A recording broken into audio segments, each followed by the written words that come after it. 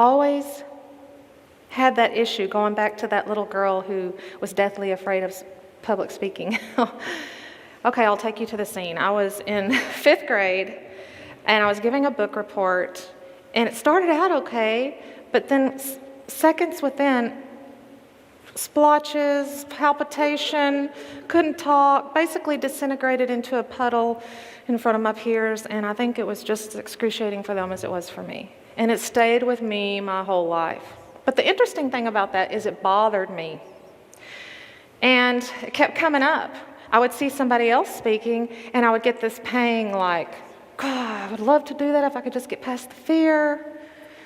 And I thought it was me at the time driving this, but looking back now, I know it was the Holy Spirit. He was nudging me. He was saying, McFly, get a handle on this because I want to use you this way. So I signed up and took I signed up for Toastmasters and gained confidence in speaking. I didn't have anybody asking me to speak, so I was just doing this for self-improvement, I thought. Well, next thing you know, I am at our adult Sunday school class, and the lesson happened to be on sometimes God calls you out of your comfort zone to do what he wants you to do. Now you see, spiritual waters were calm. I'd prayed for that open heart and open mind to all people and opportunities, so I was paying attention, and I took that as a hint to sign myself up to speak before my peers. I wanted a redo, and I put my heart and soul into that lesson. And you know what happened? When I faced my fear, and I gave that lesson, peers validated me, and I thought, so this is what happens? Okay, so then I'm starting to kind of feel like God is pouring the concrete, and I'm just walking on the path. Because next thing you know, I get asked, I'm sorry guys, I get asked to lead other classes. And I was given my lesson on uncertainty in one of these classes, when a very distinguished gentleman, and I don't know if he's here, I was hoping he would be here, Claude Dollins, he's a member of this church, came up to me and he said, that was a really good lesson. Have you ever thought of being a public speaker? That little 5th grade girl in me was like, what? This is too cool. So he gave me his card. He says, if you ever want to meet up at the church for pointers, we could meet over coffee. And it was interesting because the timing for this wonderful man to come into my life was pivotal because I was feeling very inspired at this moment. When we met, he told me that one of his purposes in life was to help grown people grow. And he said something else that really stuck with me. He said, Laurie, few people do many things well. Find out what you do well, hone it, and do that. And so I told him that I had been really thinking about, since I'd built up my confidence in speaking, writing. Because ever since I was a little girl, I used to write short stories and poems. But as an adult, I would talk myself out of, I kind of wanted to write a book, but no, I'm not famous, or I'm not infamous, or nothing extraordinary has happened to me. Why would somebody want to read what I have to write about? I'm just a regular girl. So I was letting my head talk my heart out of what I was supposed to be doing. But then you got this man here in my path, and he is encouraging me and giving me permission right at the pivotal time that I needed it to step into this nudge of writing. And so this was, like I said, I don't know if I said it before, but the most inspirational meeting I've ever had. I went home and I wrote for a year and a half. Has anybody ever read that book from Max Lucado, The Cure for the Common Life? Okay, in there it talks about how when your gifts and your experiences intersect with God's timing, that little center section right there is a sweet spot. I call it divine inspiration. Divine inspiration, a word I made up. I was feeling that. So I went home and I wrote for a year and a half, and I've never been more passionate about anything in my life. Guys, I've never finished I've finished things, but nothing like that.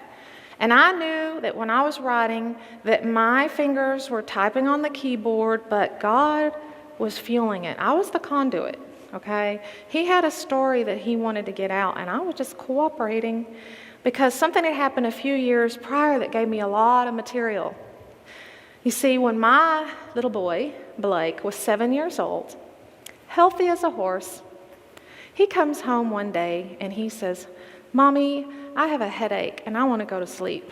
And this was at 6 o'clock in the afternoon. He hadn't ever wanted to take a nap since he was a toddler, and he'd never had a headache up to that point that I was aware of. He'd never complained of one. So the worrying mind in me thought, that's unusual, but put it aside. And I hoped that it was just a cold or something like that. But unfortunately, 18 days in, that was the day before he started getting those headaches. That picture there. We were still trying to figure out what was wrong with him. He was having headaches that were waking him up in the middle of the night crying. And this is a kid who is not a drama. He didn't whine. And he had this aversion to light. He was about 50% of his normal self, like when you have the flu. And we kept taking him to the pediatrician, and they kept running all these tests, CAT scans and MRIs of the brain, which was scary in of itself. And they couldn't find anything. And I felt like my cells were splitting. I was so frustrated.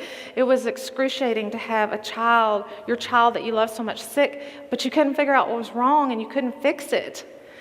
Well, this all culminated into a night at the ER at Children's Medical Center. And things went from bad to worse, and we were told that he had encephalitis. Encephalitis, do most of y'all know what that is? That's where a virus, it's very rare, gets into your spinal column, and it travels into your brain, and then your white blood cells are having to attack that virus in your brain.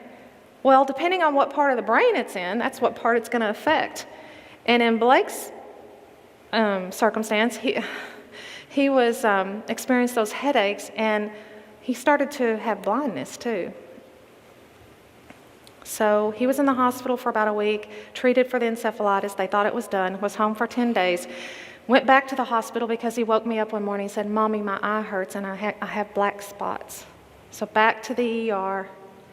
And it was that second visit at the hospital where I reached a point. He was sleeping, was by myself. Doug and I were taking turns with Garrett at home. And I got so burdened with all this fear. They had mentioned MS.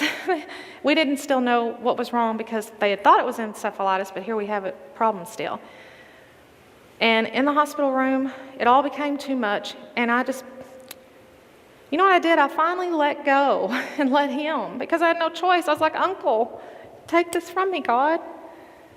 And I wrote a prayer, and I put it in my book. It's from the heart. And you know what happened after I wrote that prayer from my heart? I had this peace that came over me. And he said, "Laurie, Blake's going to be fine. He's going to be fine."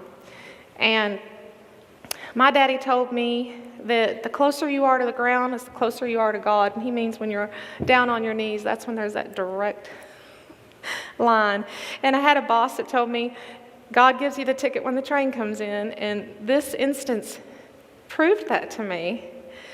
Okay, so fortunately, before I forget to tell y'all, Blake is 12 years old now. He is 100% recovered, but he had to go through months of massive steroids to shut down his immune system and to stop this madness of the attacking of his neurons in his brain. And he gained about 20 pounds in 2 weeks, and it was a very difficult 5-month ordeal. But guess what? He's 100% now. So I learned so many things through this awful experience with Blake being ill. I learned a lot of pearls were gained in the fire.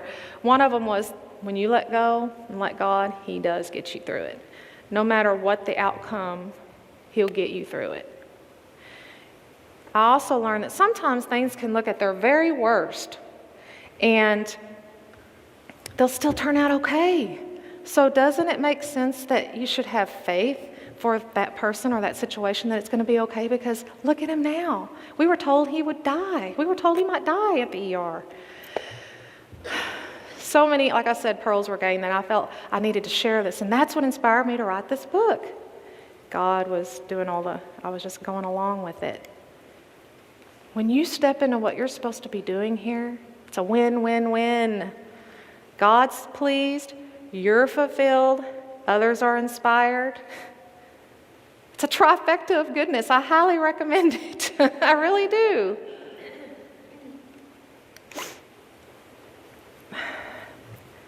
I don't know where your life finds you right now. Well, wait, let me back up just a second. If you wait until you're perfect to get up and step up for God, it's not going to happen. Like I told you earlier, I'm a hot mess. I wasn't kidding. Look, all you got to do is look at the Bible and the cast of characters that are in the Bible to see that God doesn't call the qualified, He qualifies the called, right? So you've got Thomas, who's a doubter, Moses, a stutterer, Noah got drunk, Jonah ran from God, Sarah was impatient, Abraham was old, and Lazarus was dead. And guess what? I was a low self-esteem, overly sensitive, negative warrior. But guess what else? I'm also a ham, and I love to talk, and I like to connect with people, and I like to write. And you're who you are, the good, the bad, the cracks, the strengths, the wisdoms you've gained through all of your experiences. Let God take all of it and use it for His good, for His glory. And the fun thing about it is that you get to enjoy it as well. It's not just, oh, I'll do this for God and glory of God. I mean, it's a fun ride. I mean, it's the funnest ride at the park. Let me just tell you, it really is. It's the most fulfilling. So wherever you find yourself in life right now, I encourage you to step up for God, take authority over yourself, and get to doing what you're supposed to be doing here. Because I promise you, it is the most fulfilling and purposeful thing you will ever do.